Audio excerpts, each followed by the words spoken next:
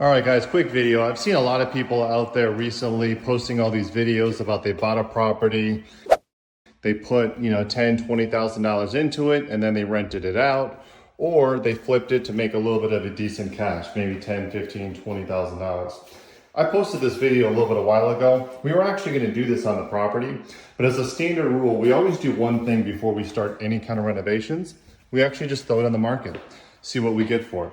This particular house, we estimated we were going to put about $10,000 into it. New countertops, paint the cabinets, fix up the floor.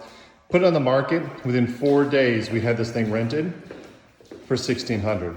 So we put down purchased it for $20,000, 20% down, $40K, renting out for $1,600 a month, decent cash flow. We'll get about $500 a month in cash flow. We'll use the amount of money here to depreciate it, get a little tax savings, pretty straightforward. Sometimes, ladies and gentlemen, it's about buying, fixing it up and flipping or renting, getting a little bit decent of a return. Sometimes it's just about buying and renting. That's simple.